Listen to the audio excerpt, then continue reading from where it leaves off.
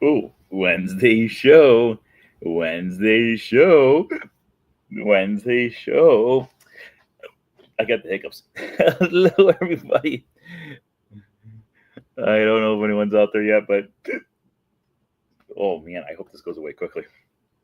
Otherwise, it's going to be an episode based around bugs and around hiccups. So, win. Oh man, this could be bad. Um, how's everyone doing? So it shows we got a few people popping on right now, but no one's chatting yet in the chat room. Bum, bum, bum. Oh, so tonight what we're going to be doing is we're going to be going through and talking about stuff to be a bug, and hopefully these hiccups go away within the next. I literally just got them like 2 minutes before I went live. I was doing my my thing about the show, and then all of a sudden I started hiccuping while I was doing my thing for Instagram. So hopefully, I usually don't get hit. I don't have hiccups usually for very long, so hopefully, knock on wood, they go away. But how's everyone doing? Is everyone doing good? Now we got a lot of people on, but no one's talking yet. I don't know if you can hear me or if you're even there. It's time for us to start the Wednesday show, so listen up right here. These hiccups are awful.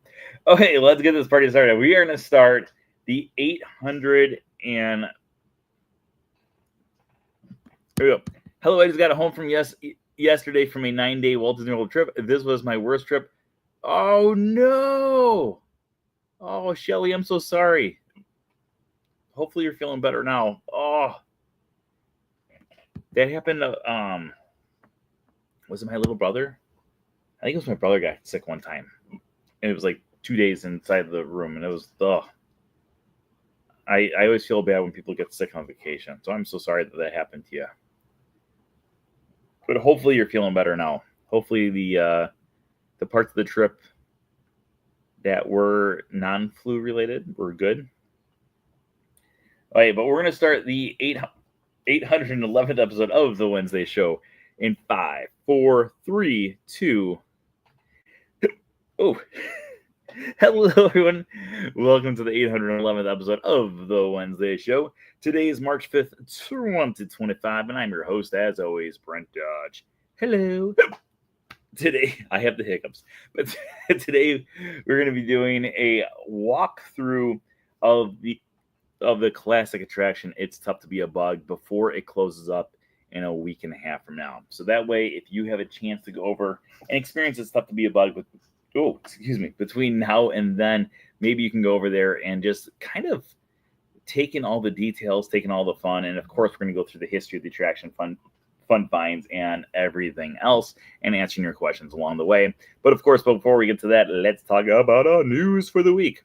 First off, in case you did not know, we've got a brand new book out. That's right, A Closer Look at the Animal Kingdom's Dinoland USA is now out over on my Etsy shop. If you guys want to have a signed copy, go over there to order your copy, and I will send it out as soon as possible. Also, thank you everyone out there who's been joining us for our Saturday in the park. If you don't already know, every single Saturday we do a live broadcast from someplace around the Walt Disney World Resort over on my YouTube channel. Oh my gosh, these hiccups are awful. Make sure you join us every single Saturday at 1 o'clock Eastern Time. This Saturday, we might be a little late. I'm not positive. I am going to a D23 event over in Disney Springs on Saturday. And depending on what time that ends, because we don't actually have it an end time. Oh my gosh. I also apologize in advance about all the hiccups we're going to have throughout the night. But depending on what time that ends, will depend on whether or not we start at 1 o'clock over at Epcot or possibly 1 o'clock at Disney Springs. I have no idea yet, but we will see. And of course, as we always talk about with our thing, these hiccups. If we get more subscribers as we go through here, we will go through into extra innings. We are starting out at the 8,389 subscribers at the start here. So keep on sending your friends over over. If that goes into more subscribers as the evening goes on here, we will go into extra innings as well. Scare yourself. The hiccups usually go away. I'm not scared of anything. I'm Brent Dutch. Oh, Universal. Universal. Oh my gosh, it's actually working. Is it working? Universal. The Hulk. Roller. Oh, no, it didn't work.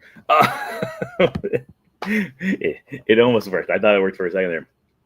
And of course, as always, tonight's episode is sponsored by our Patreon pals. You don't know if you have friends unless you have Patreon pals. Thank you, our Patreon pals out there. If you are one of our Patreon pals out there right now, give us an oh yeah. Oh wait, so for those of you guys who have not heard, later on this year, in the wintertime 2025, we are going to be getting a brand new show. These hiccups. For those of you guys, we just had a lot of people who just joined. I have the hiccups. I apologize in advance. We were going to go through the show because it's not like has anyone ever died from the hiccups? I highly doubt it. Maybe. Oh my gosh. So I do apologize. We're going to go through the show as normal, but I'm going to hiccup along the way to deal with it because that's just how life is. So let's talk about our hiccups. No, let's talk about the winter of 2025. We're going to be getting a brand new show over at Disney's Animal Kingdom called Zootopia, Better Together.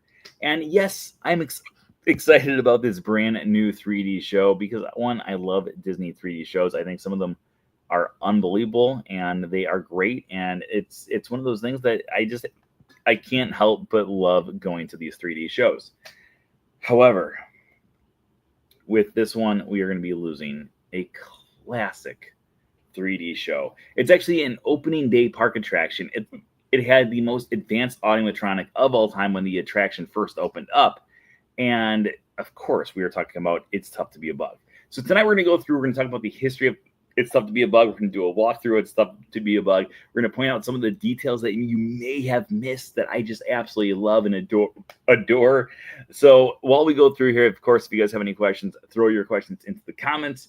We're going to go through as many of those questions as possible. But let's start where everything starts. The history. So we've talked a lot about the history of Disney's Animal Kingdom throughout the years and about how way back in the day, in the troubling years of the late 1980s / early 1990s, there were these ideas of brand new theme parks here in Orlando, Florida.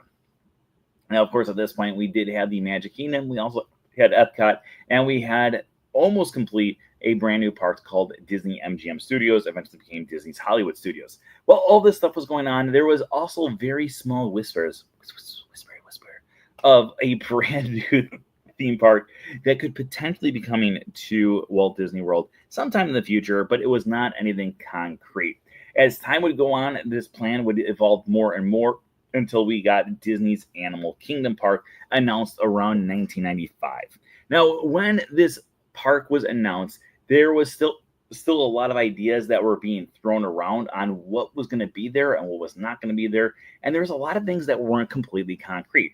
For instance, in 1994, we did not really know what the central piece of the entire attraction, or I'm sorry, the entire park was going to be. Of course, we all know it's to be the Tree of Life now. But at that point, we had different things like Noah's Ark. Of course, the entire thing focuses around animals. So there was an idea of having it so Noah's Ark was going to be the centerpiece because obviously having two of each animal going into the ark and out of the ark and whatnot.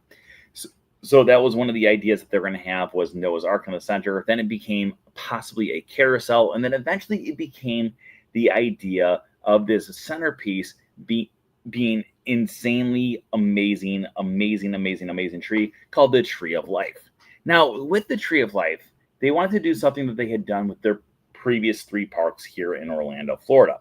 Now, if you remember, prior to this, at Disneyland, when Disneyland first opened up, there was not an attraction inside the castle. Now we have a walkthrough of Sleeping Beauty, but back in 1955, there was not an attraction that went through the castle. In 1971, when the Magic Kingdom opened up, we did not have an attraction in the castle. We did have a restaurant, but we did not have a attraction. And then as time would go on, in 1982, when Epcot was opened, they would have it so the icon of the park would, of course, be Spaceship Earth, and inside, of course, there would be an attraction inside. And then we had a lot of people who just joined, by the way. I have the hiccups. I apologize in advance. Uh,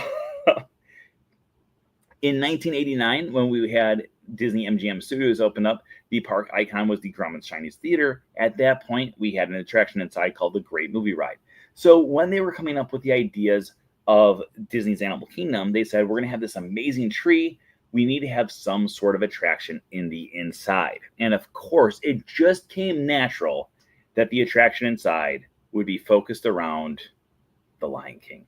That's right. So at one point they said we could have this amazing Lion King show focused on the circle of life and have it so all this different stuff is going to be going on inside the Tree of Life, and it could be one of the signature attractions of the park. Much like Spaceship Earth, much like Great Movie Ride, we could have it so there's this classic e-ticket attraction inside of the Tree of Life that people would just want to go to and want to experience. However, the ideas just weren't completely making sense for the Imagineers. They said, we have some good ideas, but we don't have a lot of good ideas when it comes to this specific attraction inside of the Tree of Life, and it just doesn't seem to fit in that capacity. So then, naturally, they came up with another idea, which was going to be focused on nature. Ooh. And we're going to have this idea of the changing of the seasons and having it so we're going through the seasons and their interaction with the different animals, and it was going to be this amazing, amazing show. And it just didn't work out. Fast forward to the year 1997.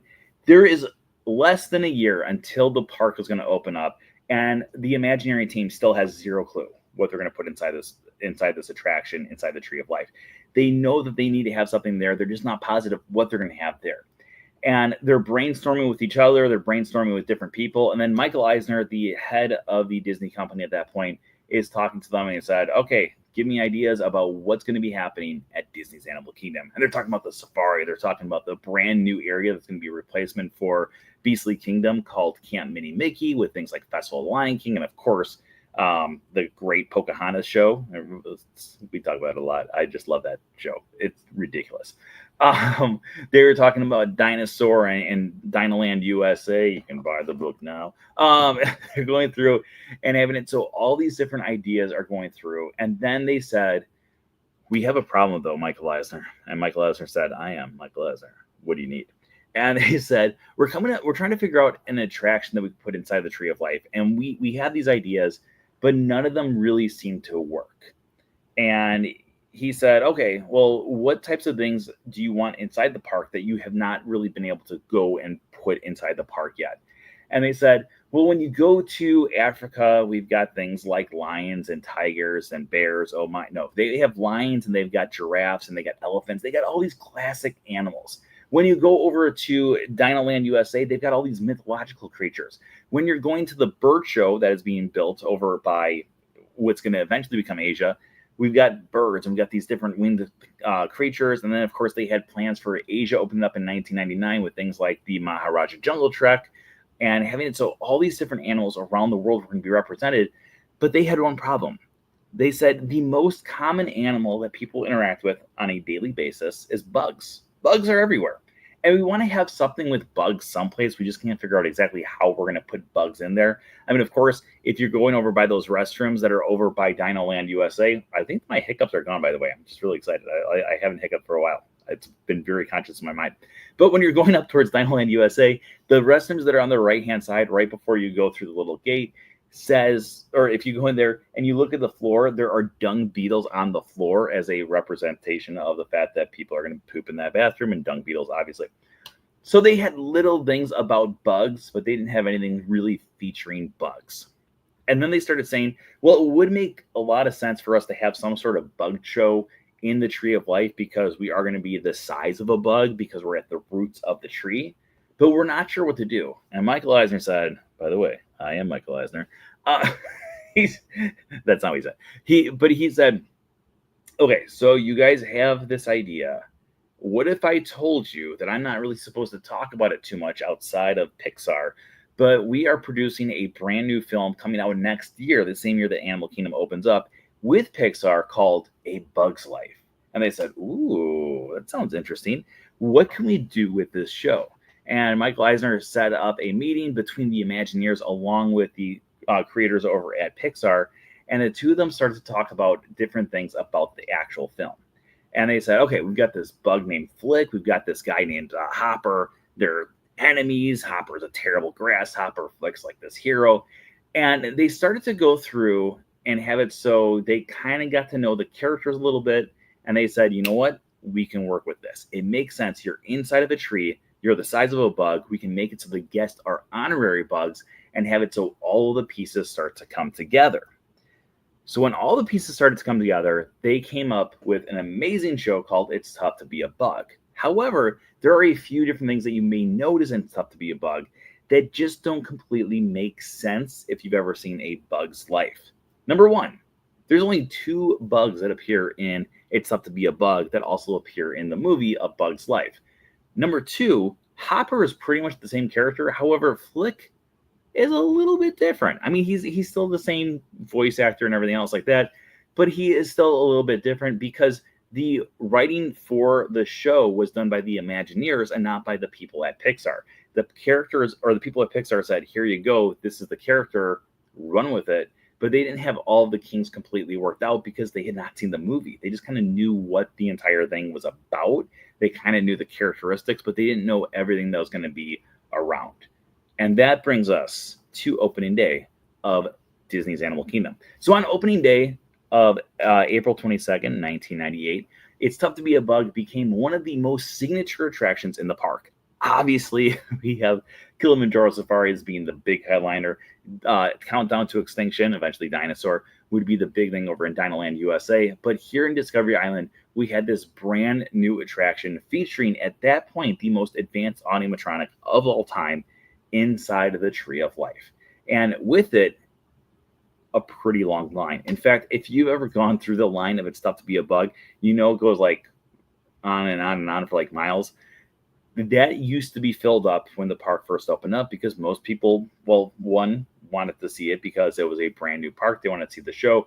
2, we didn't have many thrill attractions in the park at the start. In fact, this was the thrill attraction after Dinosaur because it's dark, it's scary, and different things like that. Most of the things in the park were things like Kilimanjaro Safaris, Festival of the Lion King, Pocahontas and Her Forest Friend, the bird show, different things like that, walking trails, and nothing that really got people scared with the exception of Dinosaur. So this was a way to kind of have a little bit of a thrill factor inside the attraction, even though most people probably would not expect that. Even to this day, I walk into that show and I scan the crowd and I think, okay, how many of these people are going to be walking out of the middle of the thing because their kids are going to start crying?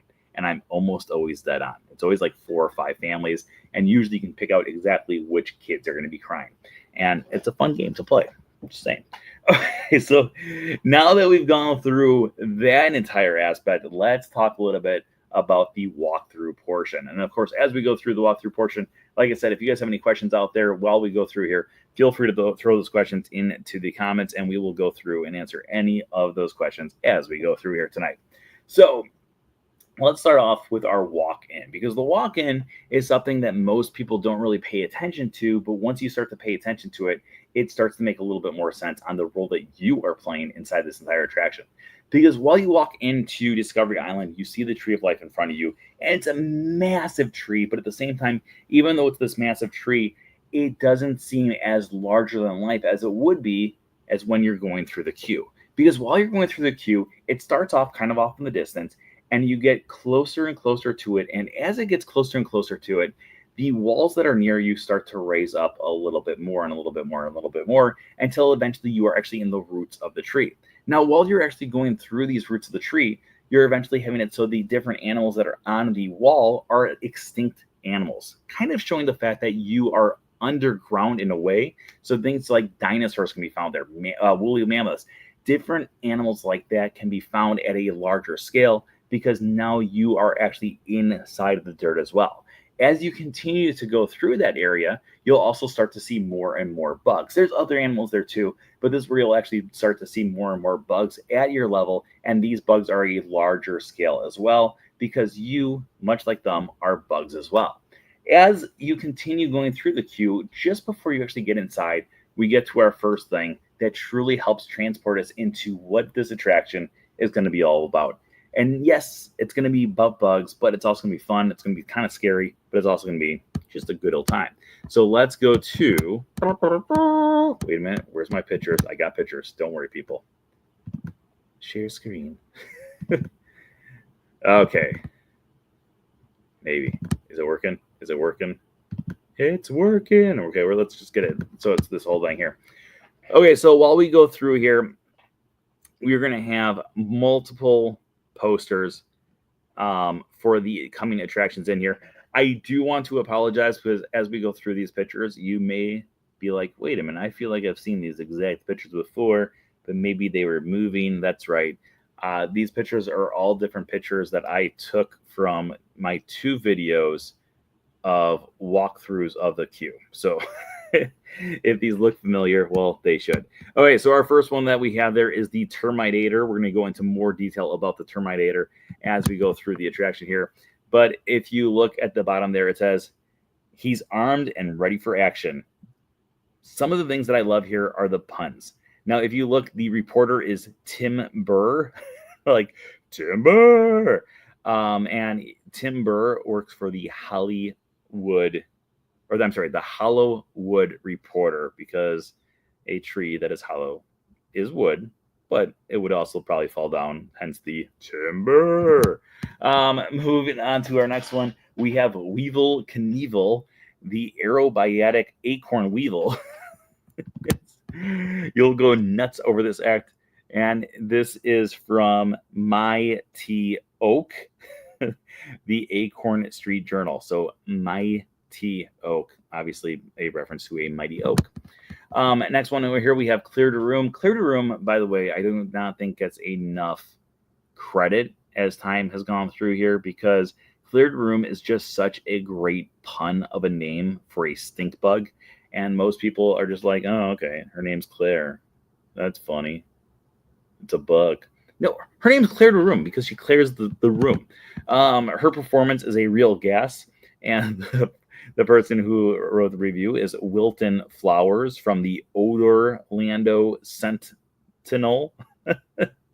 There's just so many good puns here.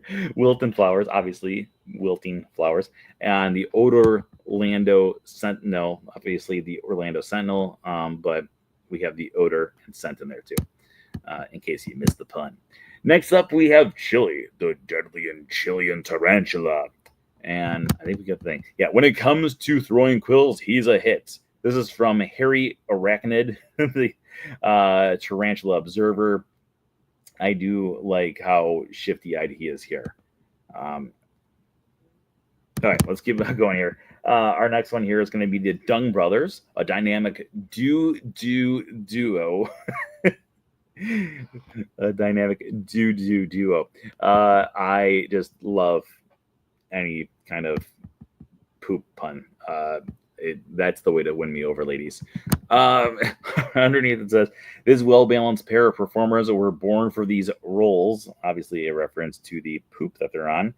This is from Eater's Digest. I think the next one is, yeah, the next one's going inside. So before we go inside here, let's stop sharing for a second there. There we go. Oh, and I completely lost you guys. There we go. So going off of those, we have our opening acts of exactly what's going to be going on inside. We know who's going to be performing today. We don't know what the acts are going to entail, but we do have an idea of what's going to be happening inside. So as we continue going through the queue, we eventually enter into the theater where people get their bug eyes. Now, I would like to point out that a few weeks ago when they did make the announcement of the last day of It's Tough to Be a Bug, unfortunately, they did take away the bug eye glasses. I think they were afraid that a lot of people were going to start stealing them. So instead, now they're handing out the purple/pink. It's like a purple. The purple 3D glasses that you can wear over at Muppet Vision 3D. So unfortunately, if you want to feel like a bug, you can't fully feel like a bug, but they still call them bug eyes. So you go in there, you get your glasses, and then you are in the lobby area of the Tree of Life Theater. Now, while you're inside the Tree of Life Theater, there are so many different things to look at in this theater that most people just completely ignore and they never really pay attention to because they just want to get into the show, not realizing that part of the show is looking at the posters around the area. Now, not only are the posters amazing little details, but we also have a few other details in addition to the posters that are found here. So first off, I don't have pictures of these, but we are going to walk you through two really cool details that most people just kind of walk right on by. Number one, when you first walk in on the left-hand side, you've got the area for guests traveling in wheelchairs. If you look above that area where the guests are traveling in wheelchairs, on the left-hand wall, you can actually find a hidden Mickey. It is best to go get a cast member and ask them if they can show you where the hidden Mickey is, because it's very dim in there and they will actually have a flashlight. They know exactly where it is. They can shine the flashlight on there. But it's a very cool little hidden Mickey that's found upon the wall that most people just kind of walk on by without ever really knowing that it's there. In addition to the hidden Mickey, on the very opposite side of the entire waiting area, so that's the entrance. If you go all the way down to the very end, on the wall up near the ceiling, this is actually a detail I didn't know about until recently. There is actually a fly that is on the wall that is actually in a fossilized state. So it's just a really cool little detail that you, yes, are a size of a bug, but there's also bugs that have been here for centuries, and now they are in fossilized states. In addition to those two things, we do have multiple other things that you can find inside of the theater that are totally worth checking out, dudes. To keep the idea that the entire... Oh, wait. Before we continue here, wait. Cancel this real quick. Lauren just said, oh, yeah. Everyone say congratulations to Lauren. Lauren just had a baby 2 days ago. Everyone say congratulations to her. Yay. And then also say you should have named the baby Brent. Because that's just... But congratulations, Lauren. I assume you guys are home. I actually drove coming in today to the complex. I was like, oh, both their cars are here, but I don't know if you guys... But I'm waving at you now. But everyone in the chat room, tell her congratulations. They literally just had a baby. Was it Monday morning, right? Or was it Sunday morning? I think it was Monday morning. Or was it yesterday morning? Yesterday morning? Was it yesterday morning? Now I'm drawing just such a blank. Was it yesterday morning? Did you guys have a baby yesterday? Okay. Anyways, now people are just like, hey, just keep on talking about stuff to be a bug. Okay, let's get to our pictures here. Okay, here we are going back into the theater. So while you're in this waiting area, you're going to find several different posters of different things that have played inside of this theater in the past. So while you're in this area, you're going to find several different things that have been played in the past here. And these are going to be all the different performances that are all going to be different play on words for different actual famous plays. So the first one here, we have The Dung and I, a reference to The King and I. In addition to that, if you look through, one of the main things that Disney wanted to do when they were creating the idea, you're still in the hospital, I come home tomorrow, Tuesday morning at 12:24. So yesterday, holy cow. You had a baby yesterday. That's so exciting. You should name the baby Brian, but that's so exciting. So when they're going through and creating Animal Kingdom, they want to have it so, yes, it's very entertaining, but they also want to have it so, yes, everything is very educational as well. So the way that they made this attraction educational is in a very clever way. So what they did was, in these movie posters you can find, or these different play posters they can find here, you can go through and you can learn, I accept that, Oliver, Flynn, Brent. That is, yes. With the people who are watching on YouTube probably have no idea what that's the name of the baby. That's the official name. So when you're going through and looking at these movie posters, obviously this one is called The Dung and I. And what they're going to do is they're going to teach us a little bit about insects. So it says, without dung-eating insects, the earth would be piled high with human and animal, poop. So while you're going through, you're going to learn a little bit about the different animals. You're going to learn a little bit about the different things. But in addition to that, you're also going to have things like a massive ball of dung on the wall. Don't worry, it's not actual dung, but it does say in its most memorable role, in The Dung and I, this dung ball bounced off the stage and nearly brought down the house. Because obviously The Dung and I was there, and that is where we have it. Okay, our next one is going to be Auntie. Auntie obviously is going to be a play on Annie, little orphan Annie. And here it says, ants can lift up to 50 times their own weight. Ants use their antenna to feel and smell. Some ants enclave other ants to do their work for them. Hence, we've all seen A Bug's Life. We know what they happens. Some ants are farmers. They milk aphids and grow fungi. Sounds festive. Our next one is Beauty and the Beast, with the theme song being Be Our Guest. Be Our Guest. One of my favorite things about this entire poster is the fact that while you are in the waiting area, if you listen, because this is not just a site for your, or wait, I messed up the words, but it's not just a treat for your eyes, it's also a treat for your ears. So while you're in the waiting area, you can hear several different famous songs being sung by crickets and different chirping creatures. And of course, one of them is Be Our Guest, Beauty and the Beast, or Beauty and the Bees, as it's being called here.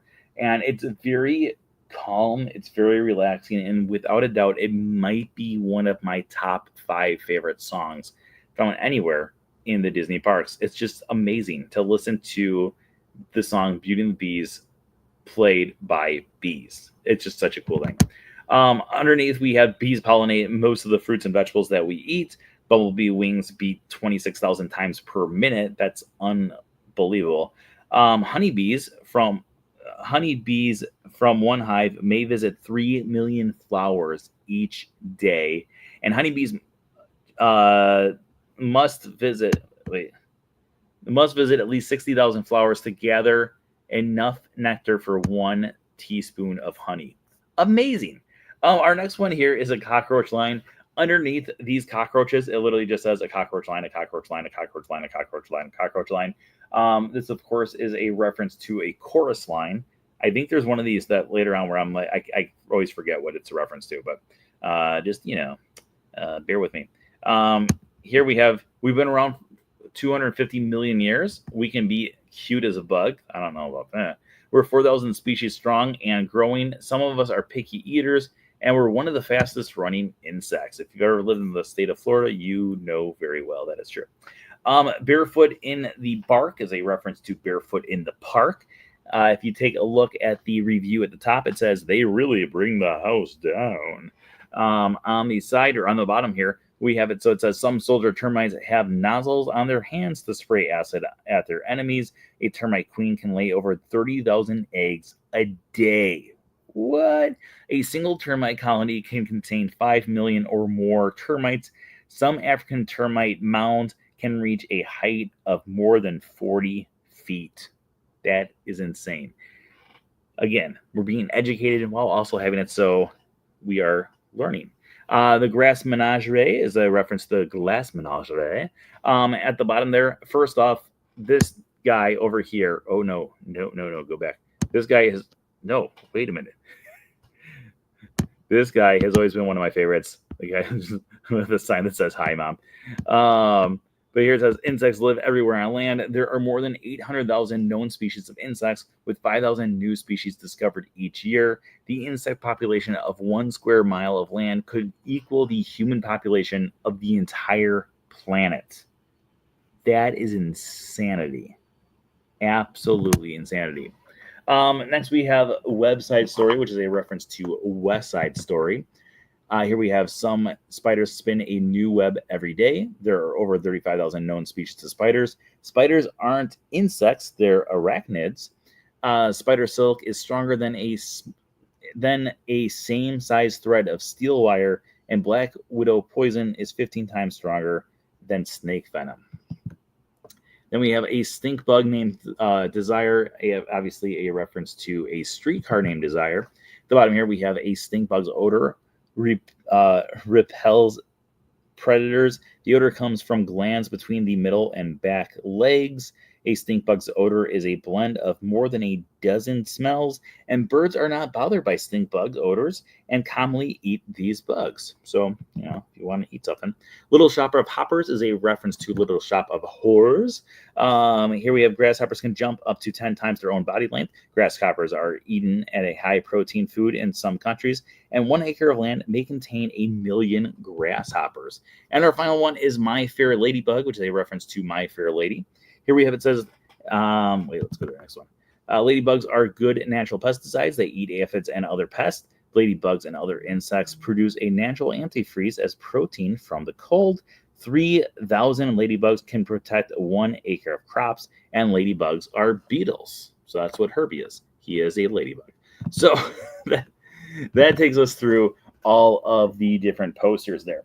Now, after you go through and have these different posters, we eventually get into the attraction itself. I made notes of the entire attraction just so I don't forget things. So if all of a sudden it looks like I'm reading off the screen, that's because I am. So while you go through, the first thing that you have is the announcer making the announcement of, in today's performance, the stink bug will be played by Claire de Room. Again, a really great reference. It's a great pun, and most people just sit there in silence like, oh, okay, whatever. Claire de Room, it's a stink bug. Of course she's going to Claire de Room.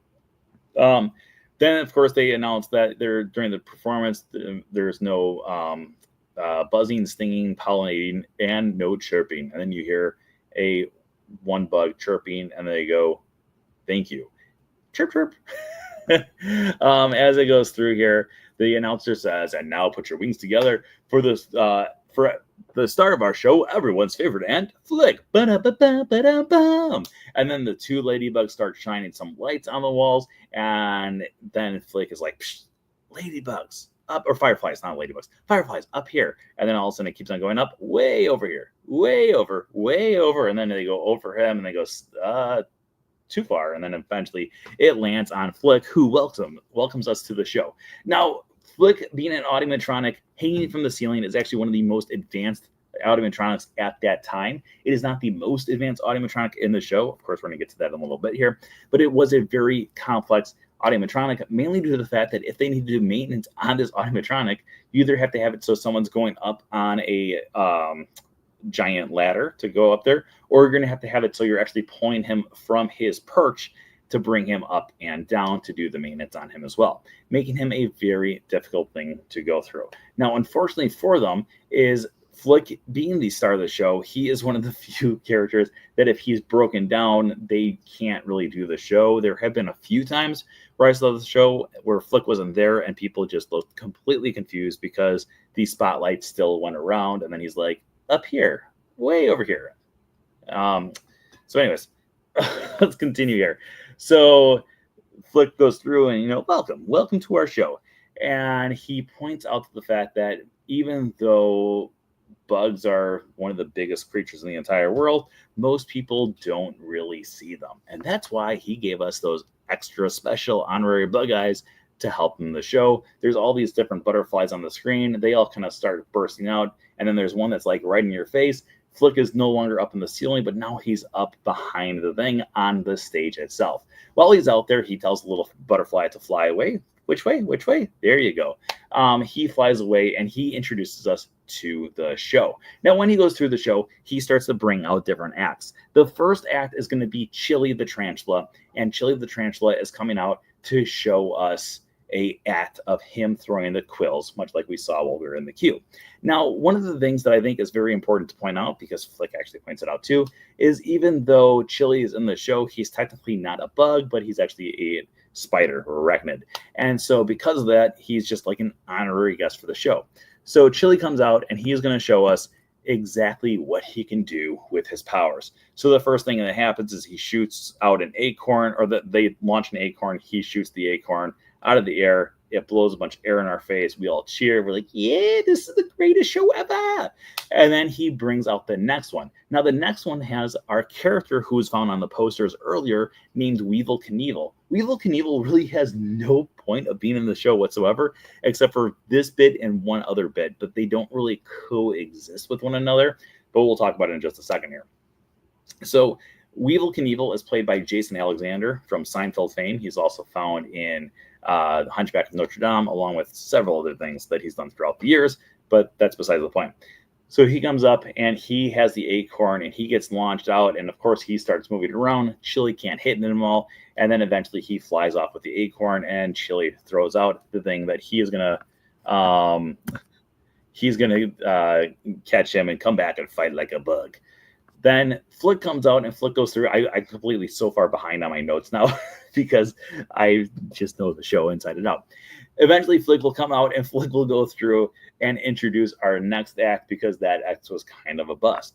And with that, he goes through and introduces us to our next one. Let me find my notes here because I'm afraid that I'm going to go off. By the way, originally that was going to be originally going to be different characters in A Bug's Life. We're going to be the different performers. They decided not to do that. They decided to go through and do the other thing. So Flick then goes through and says, our next guest is a soldier termite who defends himself with acid. That's right, acid. Welcome now. He's bugged. He's ready. And then all of a sudden behind him, the set drops down and he said, and he's ruining our set. We have other shows to do. And then the termite comes out and he says, I am a lean, mean, defensive machine. I am the termitator. And then there's another bug that pops up on the wall, and he says, ha, ha, ha, you can't hurt a flea. And, of course, it's a flea that's, saying that. He shoots acid at him. The flea dies, and then you have a baby cry in the audience. Now, there's times where I've been in the audience, and people think it's a real baby crying. In fact, I'm pretty sure my mom still thinks it, and maybe now she's actually, listens to the show, and now she's like, oh, yeah, I always knew it wasn't. There's a baby cry that is found underneath one of the seats. So at this point, they put that speaker on so it makes it sound like there's a crying baby in the audience, just so the termitator can look out and go, "Ooh, I detect other what's the word I'm looking for? Other intruders." And he starts to shoot a bunch of acid at us, even though Flick's like, "No, they're not intruders; they're honorary bugs." And then he goes, "No. Intruders must be terminated. No exceptions." And then and he starts shooting at us. Water starts flying on us, or acid. And then Flick comes out and says, "Ooh, I hope none of you guys were allergic to acid." But one of the things that I absolutely love about this scene that most people just completely ignore, they just don't catch the joke, and it makes me so mad. So around the same time when this was going on, over down the road, there was this other place that we don't ever talk about on the show. It's this other theme park. You might know what I'm talking about. And this other theme park had a pretty popular 3D show at the time. I don't know if it's still around. It might still be around. I have no idea. I never go there.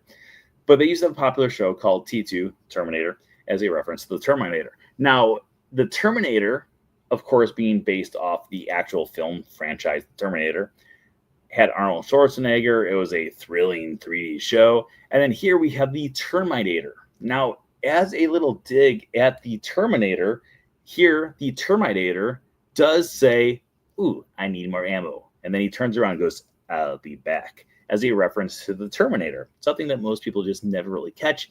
And it always drives me crazy because I think it's such a great little sideline that most people aren't really putting together with the fact that he is introduced as the Terminator. And now he's saying, "I'll be back." Anyways, just one of those things that next time you're watching the show or next time you're going back and rethinking about the show in your head, you can be like, "Oh, that is a very clever line. Thank you, Brent, for pointing that out." And now I'm like, "You're welcome." Okay, so anyways, Flick comes out. He points out that, hopefully no one's allergic to acid. And maybe it's best for us to move around to the next act. Now, the next act is the silent but deadly member of the bug world, the stink bug. And then, of course, we have Claire de Room come out. Claire de Room comes out, and she's about to shoot at a flower, and then Weevil Knievel comes out. Once again, you can hear Chili yelling at him in the back. Weevil Knievel says, "You'll never catch me." He hits the flower. He comes out in front of us, and then all of a sudden, they go, "Flick, the target's moves." Claire de Room moves her butt so it's facing right at us. You know what's going to happen. And eventually, she shoots some lovely, lovely, lovely fragrances at our face, and then Weevil Knievel falls to his death, or at least I assume he falls to his death because we never see him again. Rest in peace, Weevil Knievel. After that, Claire de Room starts to leave the area. Flick says, "Whoa, Claire, lay off the churros, won't you?" This is obviously a reference to the Disney churros, but one of the things that I think is really funny is over in Disneyland, churros are like insanely popular over there compared to Walt Disney World, where they're like not that popular. Yes, people still get churros over here, but they're not as popular. However, there are these things about how Imagineers who are based in California, who do work on projects in Walt Disney World, aren't fully aware of the fact that when they go through and do these different shows, that not as many people go through and have it so it's there. Wait, what's no longer there? Closed a few years ago. I'm missing something. I don't know I don't know what that's in reference to, but let me know. Okay, so let's continue. Where were we going through? Oh, she comes out. Flick targets moves. Oh, you lay off the churros. Anyways, after that goes through, Flick starts to apologize to us, and when he apologizes to us, all of a sudden on the right-hand side of the stage, smoke burst out, and out of the smoke comes none other than Hopper, the grasshopper from A Bug's Life. Now, when Epcot opened up, Disney did something that I think is a really cool thing that they did. They decided to have it so inside of the American Adventure at Epcot, the most advanced animatronic would be with the park when the park first opened. So that one was Thomas Jefferson walking across the stage in the American Adventure. When he's walking up to Thomas Jefferson, who's writing, the drafts, and he starts to walk across the stage. At that point in 1982, that was the most advanced animatronic of all time. In 1989, when they opened up Disney MGM Studios, they said, you know what? Every time we've been opening up the parks lately, we have the most advanced animatronic of all time inside the park. So in 1989, when they opened up Disney MGM Studios, they decided yet again to have it so the most advanced animatronic would be inside the park. So over at the Great Movie Ride, the Wicked Witch of the West, at the very end of the attraction, when she would be like talking to the tour guide, that was the most advanced animatronic up until that point. In 1992, just 3 years later, when Disneyland Paris would open up, the most advanced animatronic would open up once again. That would be the dragon that was underneath the castle that would actually be moving around and have smoke coming out of it. And then, of course, in 1998, when they opened up Disney's Animal Kingdom, they said we need to have the most advanced animatronic of all time. And yet again, they delivered with Hopper from It's Tough to Be a Bug. So that is where we are right here. Now I'm going to go away from my notes for a second and see. Oh, I still don't know which one this is talking about. So please, okay, I'm going to go back to the notes. We will be back to the questions in just a second, but please. If you guys have any questions, by the way, start throwing them in because we're about 3/4 of the way through the show here. So we're going to be going through and answering questions in just a few minutes here. We're running low on time. So Hopper comes out and he says, Flick, what are these humans wearing on their heads? And he's like, oh, I made them honorary bugs. Honorary what? They're our biggest enemy. And no, that's not true. They're my friends. Friends, get this loser out of my sight. And then he's like, bring in the evidence. Then these wasps come down. The 4 wasps are holding onto the this piece of paper, and he goes, friends don't terminate friends, do they? Still don't get it? Watch this. And then we have a bunch of different old footage of different bugs being attacked by humans and having it so there's like giant bugs that are crawling down the street. It's all old footage, and I love it. It's like all these old horror films from like the 1950s and 1960s with just terrible graphics. That's actually actual footage from movies that they would actually have reused. So we go through and we watch all of that, and then eventually Hopper points out that he's going to give us a taste of our own medicine. And then a bug spray can goes up towards the ceiling. There's a spot right above the stage that actually shoots out a bunch of fog. Now, there are times where the fog is all around the room. There's sometimes where it's not all around the room. But when it fills up the entire room, it makes it a much scarier experience. But anyways, so the entire fog comes around. The screen is blank. Hopper disappears. And then all of a sudden, you can hear Hopper doing commands to different bugs. He says, Hornets, arm your stingers and attack. And then you hear the hornets going, we're going in for this sting. And then you can feel some little stingers on your back. Complete side story here. So if you read my introduction of A Closer Look at the Animal Kingdom's Dinoland USA, then you know that my brother, my parents, and my aunts got to go to Disney's Animal Kingdom a few days before I got to go for the very first time. And they went on It's Tough to Be a Bug. I went on It's Tough to Be a Bug a few days later. And my little brother, who would have been 10 at the time, we're in line for It's Tough to Be a Bug. And all he could do was talk about these stingers.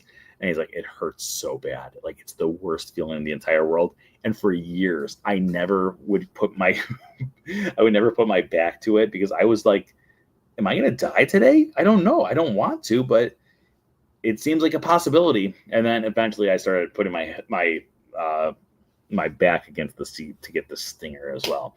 But anyways, so the Hornets come down and they get the sting, and he's like, gotcha. And then Hopper yells out, you're over your targets, Black Widows. Jump. And then all of a sudden above you, there's all these different animatronics of Black Widow spiders that are coming above you. This is usually the time when you actually just hear a bunch of people start going through and screaming and leaving the theater. Then Hopper points out, back off, spiders. They're mine. Bug bombs, zappers, sticky little motels. Nothing can stop us. Ha! Nothing. And then eventually we have it so there is a bug, or a lizard, I should say, a lizard there, and actually, sucks Hopper in, and then he spits him out, and Hopper flies away in complete fear. And then eventually you hear you hear a stagehand say, Flick, what do we do now? Flick's like, bring out the next act. And he goes, he refuses to come out of his cocoon. I guess we'll just have to wing it. But wing it, cocoon. Anyway, he's like, cue the finale. Flick comes out and he's like, did I forget to mention reptiles? They just don't understand what it means to be a bug. But you guys should, because we make your world one honey of a place. And then all of a sudden, we have all these bugs on stage singing one of the most often overlooked original songs created for a Disney park in the history of mankind. And it goes, we're pollinators,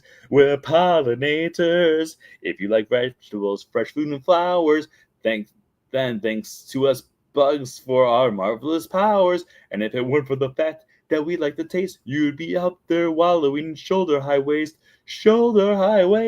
And and if all bugs were wiped off the face of the planet, then soon be no humans around here to man it. The best thing about us, you can't live without us. Yes, it's tough to be a bug. And then all of a sudden a fly, it's Weevil Knievel. Weevil Knievel comes out. He didn't die.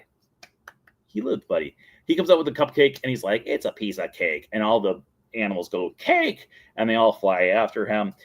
And then eventually all the butterflies start coming out, and Flick's back up on the ceiling. He says, well, it still has a few bugs in it, but that's our show.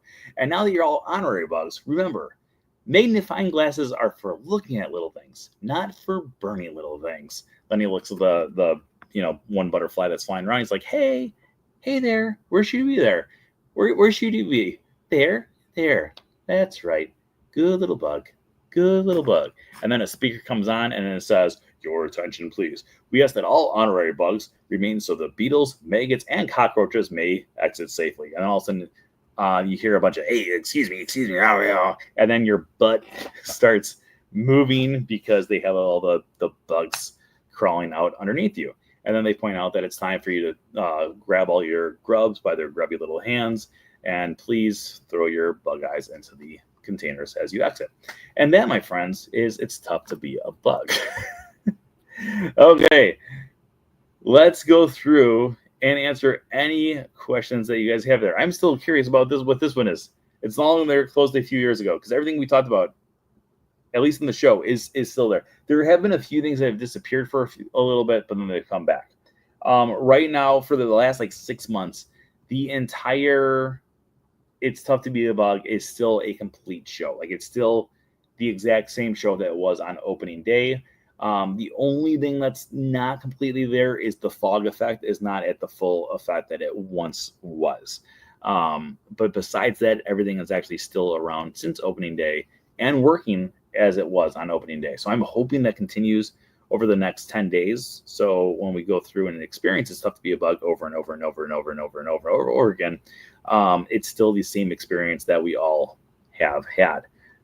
Bug's life is underrated. 100% agree. Okay, does anyone out there have any questions before we wrap this bad boy up? While you guys go through and ask questions, let me take a look at our subscriber count. We are currently sitting at what? We lost 2 subscribers. We lost 2 subscribers as we were going through our recap tonight. So we're probably not going to get any extra innings unless a miracle happens and we get a few new subscribers over the next minute or two here. But overall, I think It's Tough to Be a Bug is insanely underrated. I think it's a very well done show. I don't know why people don't go in there as often. I think a lot of people just don't appreciate Disney's Animal Kingdom as much as they should. I think Disney's Animal Kingdom is without a doubt one of the best parks that Disney's ever created. It's so elaborate, it's so detailed. There's so much to see, so much to explore that most people are just like, whatever, I've seen it all. And then later on, they read a book called A Closer Look at the Animal Kingdom's Land USA, and they're like, that book is really big. I miss a lot. Well, yeah, because you never appreciated it when it was around, people. So if you have not had your chance to go experience It's Tough to Be a Bug one last time, and you are in the area, I highly encourage you to go explore and enjoy it one last time, because it's such a good show. I truly love the show. And it was never, I don't think it's ever been my number one 3D show, but it's always been up there. Like, it's always just been one of those that I've just always enjoyed going to every single time I'm at, well, not every time I'm at Disney's Animal Kingdom, but a lot of times when I'm at Disney's Animal Kingdom, I'm like, I have to go on It's Tough to Be a Bug because it's just such a great show. Okay, but it looks like we got a lot of people who are watching and they're just listening, which is completely fine too. So it looks like we might be wrapping up the show right here because we are at our timestamp here. But before we wrap up here, as always, tonight's episode is sponsored by our You've Got Money, You've Got Sales, You've also got Patreon pals. If you're one of our Patreon pals out there in the chat room right now, give us an oh yeah. Thanks to our Patreon pals, the show can go on. Also, if you're interested about going to become a Patreon pal, go through. Oh, she was referring to the other Park Terminator attraction. Thank you. That was driving me crazy. I couldn't figure out what it was. It's no longer there. Okay. that really was driving me crazy. I was like, I don't know what she's referencing. Okay. The Terminator attraction. that was really going to drive me crazy all night. I'd be like, what was it? I can't think of what it was. But anyways, thank you everyone out there for joining once again this week. As always, if you're not already subscribed to this channel, make sure you subscribe. We're going to see you guys next week. Next week, we're going to be doing an episode about the Flower and Garden Festival over at Epcot. And then the week after that, we're going to be doing our bracket series. So make sure you join us both weeks for a lot of fun. But of course, as always, remember that anything can happen if you let it. Until next time, have a great week, everybody. Bye-bye. Goodbye now. Goodbye. Bye-bye now. Goodbye. Goodbye now. Are they gone? Are they gone? Oh, good. My cheeks are just killing me. I can't stay.